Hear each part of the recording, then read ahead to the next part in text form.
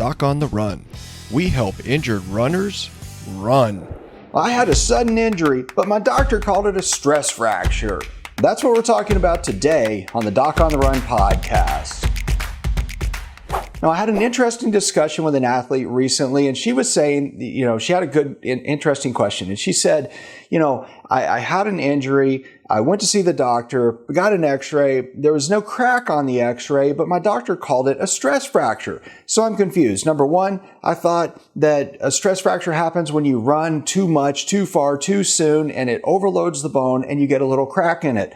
Well, I didn't do that. It was trauma, and it was a sudden injury, not a bunch of force applied over a long period of time, because I wasn't training for anything, and there's no cracks. I don't get it. Why is my doctor calling this a stress fracture? Well, there's a couple of ways that I tried to explain this, and one of them is that you can get an injury to a bone that causes basically a stress fracture where there is a crack, or a stress fracture or a stress reaction where it doesn't have a crack but it's almost about to crack. Well, they're similar. And you can get that because you apply too much stress or force to the bone. And in the classic description of a stress fracture, we consider it to be caused by repetitive stress applied in a small amount of stress the same way to the same bone over and over and over a long period of time.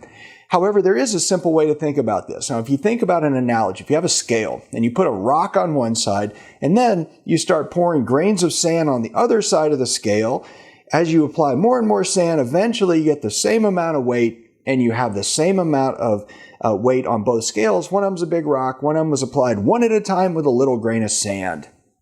That's the way you can do that. Also, if you're a runner and you've done marathons, you might have seen another analogy to this yourself where you get a bruised toenail.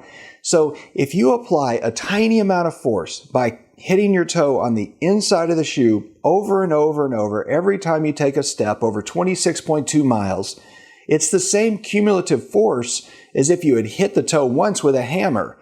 And what do you get? In either case, you get a bruise under the nail. So that's the thing. The only difference between a stress fracture and a pathologic or traumatic fracture is when you actually apply all the force at one time as opposed to in little increments. And so if the amount of applied force is equal, you get the same amount of bruising under the nail or the same injury to the bone, and it can happen with just one single blow.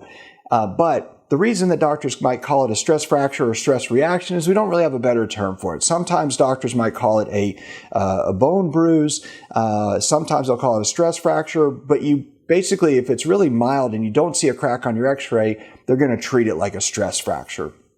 If you have that sort of situation, or you do have a stress fracture and you want to learn more about it and how I think about stress fractures specifically when you're trying to get back to running, you can get a free training I created for you. It's the Stress Fracture Masterclass, where I go into a deep dive on all these topics.